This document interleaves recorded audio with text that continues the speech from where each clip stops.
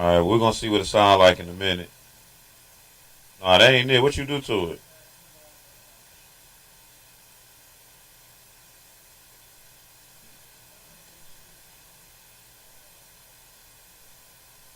We're gonna see.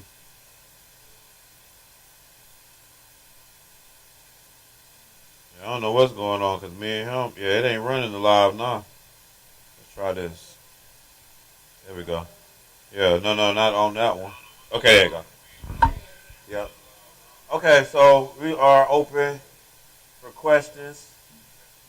Um, so I guess we'll take our first question from Sister Blanche. And her question was, can a Gentile teach Israel? Um, and really, at the end of the day, if you know the truth, and you teach the truth.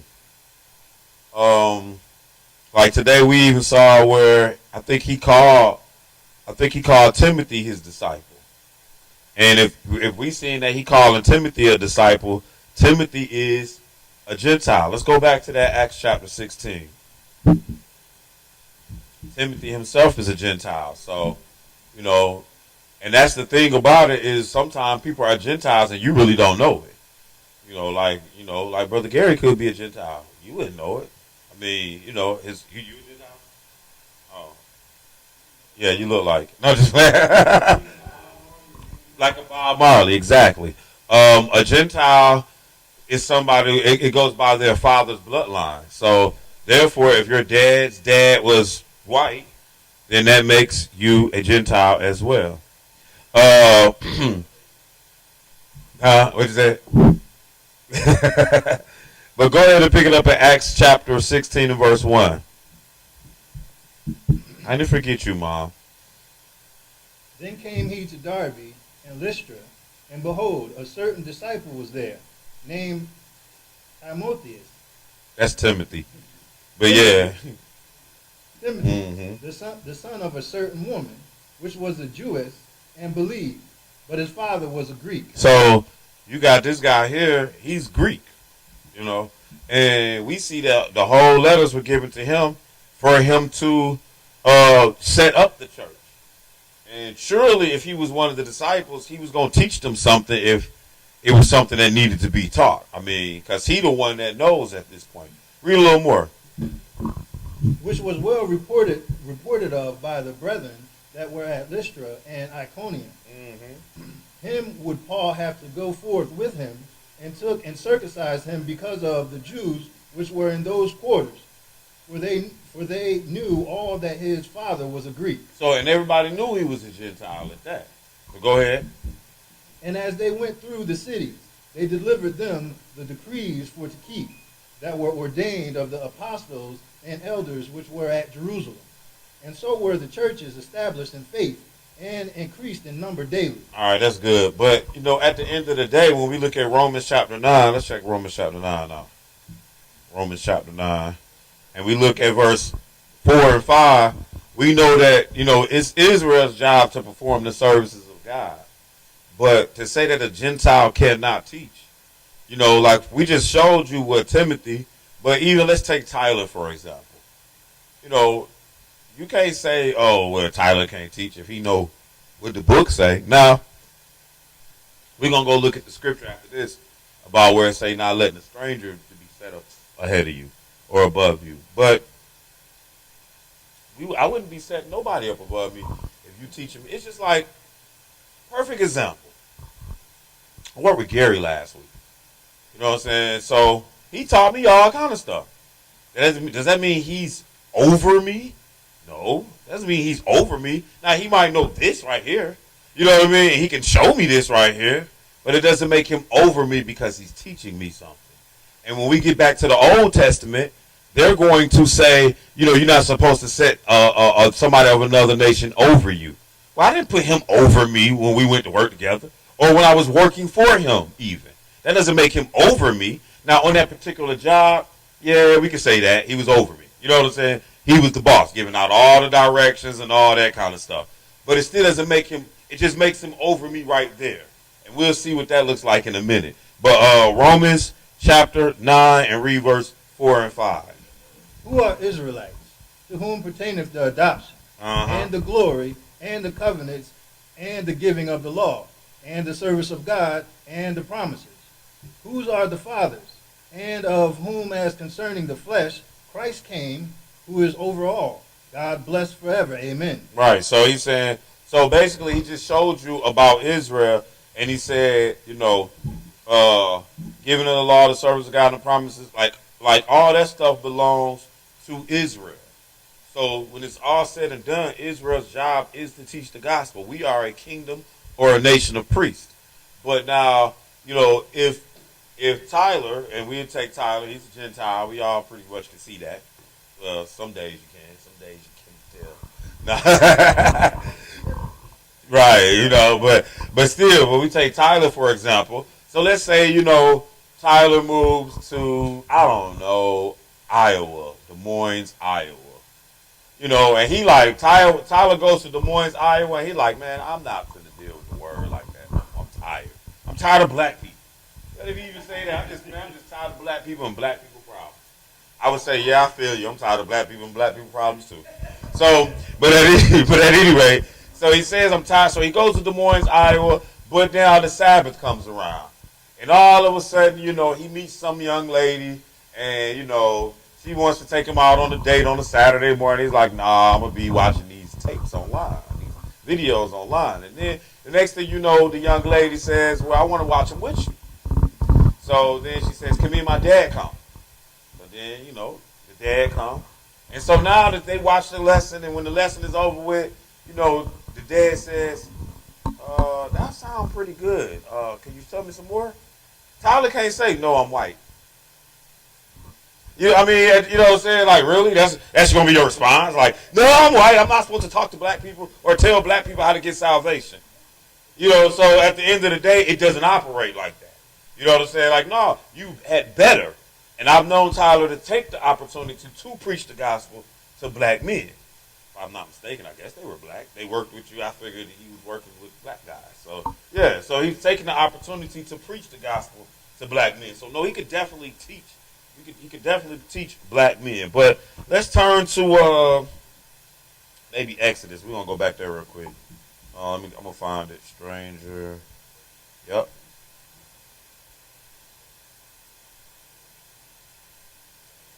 Well, she had the question. And I think it was, I took it as teaching general.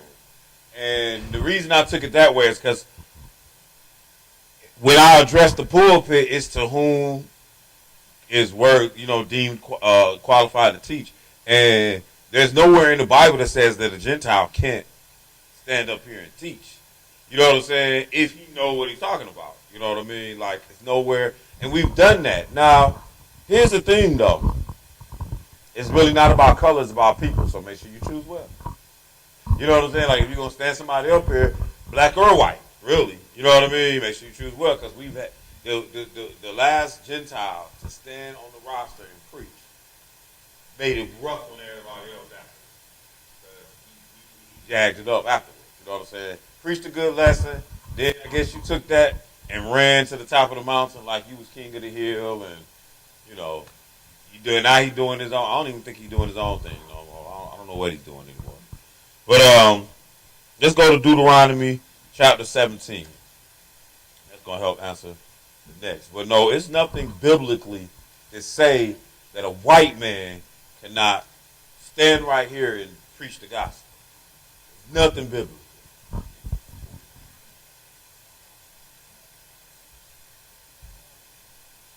Yeah, over congregation.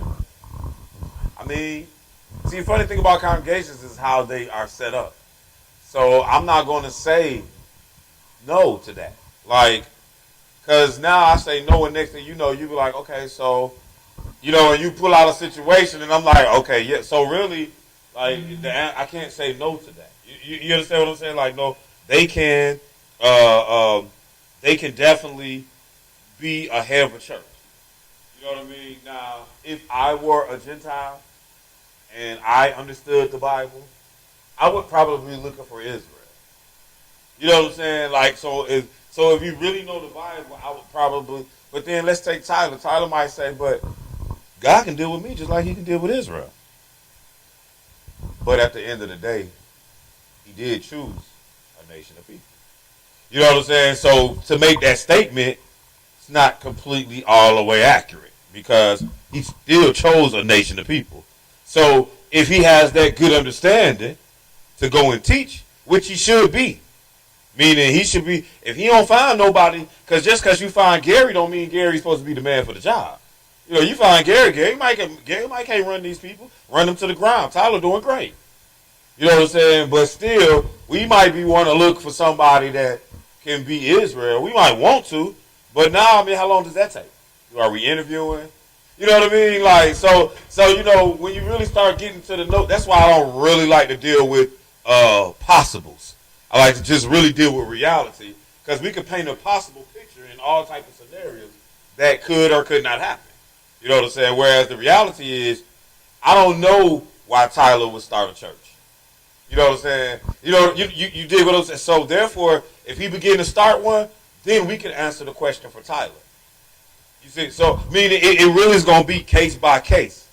You know, the last Gentile I saw couldn't hold it down for about a year and a half. After about a year and a half, you know what I'm saying? And the one thing I learned in watching the Gentile be head of a church is you had one lesson on, and I was like, why is you teaching this? There's no reason you should have a class titled this or a lesson teaching this. You know what I mean? Like, because it was personal to me. It's black stuff. You know what I mean? Like, you're not black. You know, it's just like me telling y'all women how to act. But then again, I do. So that's why I can't even be mad. You see what I'm saying? Like, it's funny like that. But let's look at this. Let's look at Deuteronomy. What I said? 15, 17, and verse 15. Well, let's start at verse 14. When you get there, go ahead and read. When thou art come unto the land which the Lord thy God giveth thee, and shalt possess it, and shalt dwell therein, and shalt say, I will set a king over me, let as all the nations that are about me. Thou shalt in any wise set him king over thee, whom the Lord thy God shall choose. One from among thy brethren shalt thou set king over thee. Thou mayest not set a stranger over thee, which is not thy brother. So, like, a lot of people like to use this scripture to try to say, you know, you're not supposed to put no stranger over you. Like, we talking about church. We ain't making no kings when I hope y'all don't think I'm the king. You know what I mean? Like, you know, I'm not. I'm not. I'm just JD. Yeah. But still, though, with all that being said, though, when thou art coming to the land which the Lord thy God gave thee, you know what I'm saying? When you're not setting up a king just because you got because if I walked in here and Tyler was, you know, the boss, he ain't my king.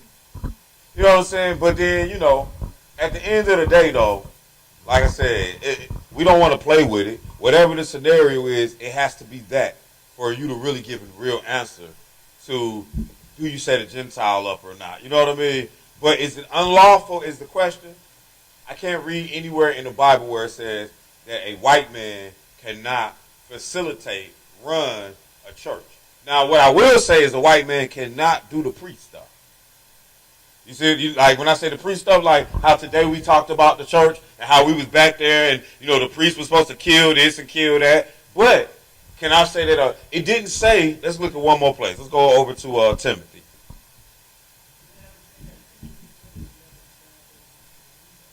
Absolutely. Yes. Right. Right. Right. I couldn't have either. Well, right.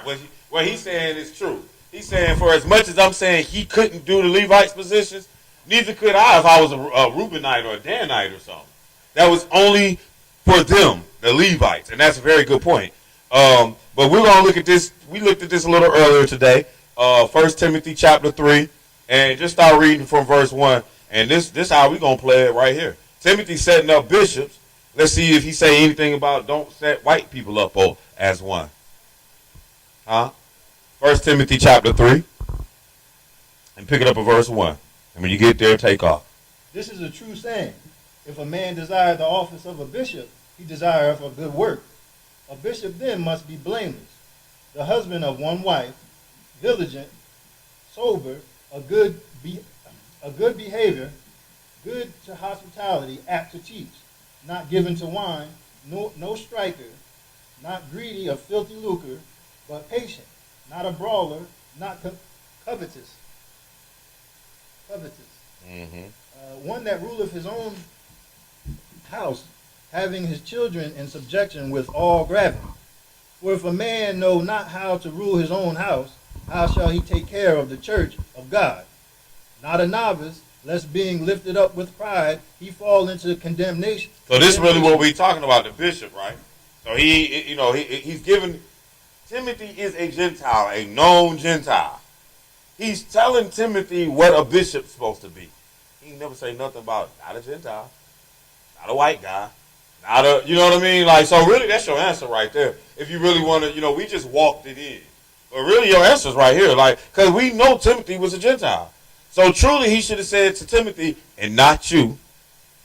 Right. I mean, he's saying it. The husband of one wife, and like he breaking down all the rules, able to rule his house well. Not a novice, lest he lifted up. Like, surely it's you all day. But then, okay.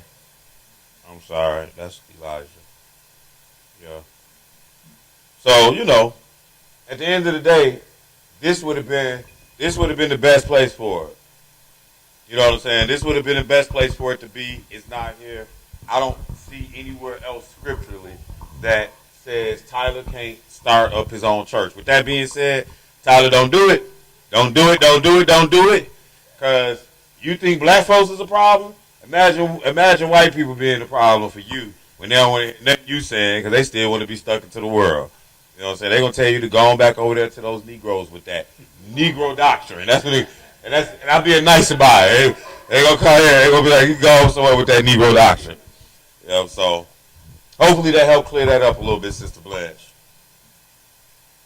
Let's go to Blessed Sabbath. Okay, we got what you got, sis? Hold on, let me walk over here to you so the people out here in the YouTube world can hear you. Hey, this is Sister Sharice. What you got? Okay. Yeah, you look like a talk show host right now. Okay, so I'm not going to ask the whole question I'm going to ask because that's a little too detailed. But in Leviticus 3:17, it says, "It shall be a perpetual statute for your generations throughout all your dwellings, that ye eat neither fat nor blood." I want to understand, what do they mean by fat? Because we are eating it now. I understand that we don't eat blood, but I want to know what they mean by fat. Very good question. About eating the fat and the blood. Now, I will tell you this, just so y'all know that we can go to Leviticus. What was that? Leviticus 3. Thank you. So, I will tell you this. There is probably no meat that you're going to go and purchase from the market, or even if you had your own foods, that don't have no fat in it. The fat is mixed in with the muscle, period. Just like there's no meat that you probably gonna purchase that don't have no blood for the most part. You know what I'm saying? Now, one misconception we have, and it's funny because the last time I was at your house, this took place actually. The one misconception we have is that we look at red meat and think it's blood. And it's not. Meaning, I ain't trying to tell you to go Pittsburgh Rare. Pittsburgh Rare is when they black the top, black the bottom, and serve it to you. That's going to be bleeding. But if you have some pink in the meat, like how, that's not blood. That's just the meat ain't all the way cooked to the like it's, but it's,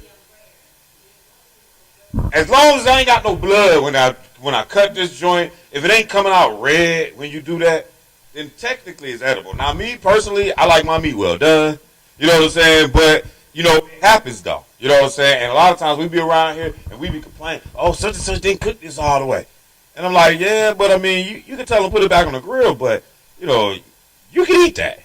You know, that hamburger that you just bit into, it was red in the middle, but it didn't bleed, not one piece. I just want to make sure we understand. It said don't eat the blood, not the redness of the meat. You know what I'm saying? Those are two different things. You know, but I mean, you know, if somebody don't cook it good enough, you cut it, it's gonna be bleeding. Okay. Now with the fat. So let's pick it up at Leviticus 3, and let's start at 11 for now. And the priest shall burn it upon the altar. It is the food of the offering made by fire unto the Lord. All right, let's go up even higher. You know what I mean? Because that's the reality is, if you really want to understand something like this, we got to really see what they was doing. Because that's kind of a random how they pulled that out of there. You know? Yeah.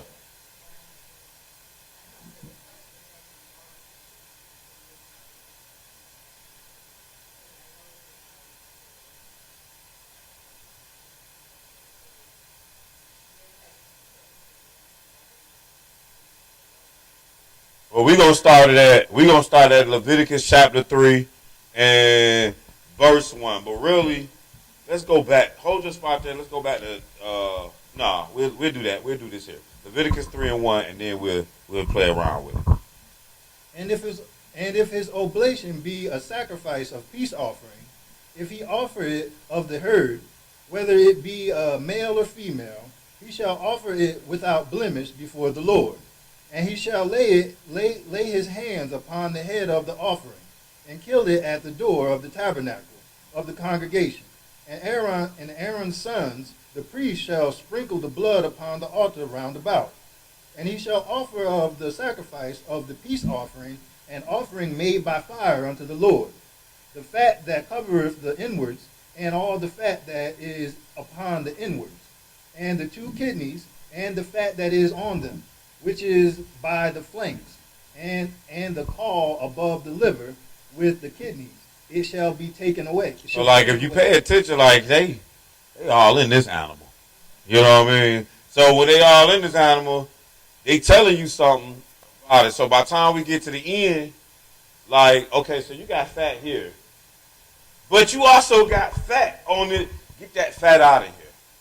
You know what I'm saying? Like, that's what, like, we talking about like, you got fat that's going to be with your, like, for example, when you cook your steak and it's like a little piece of fat on that. Now, generally, I kind of just toss them because they say don't eat the fat. But the reality is, that ain't really the fat that we was getting into.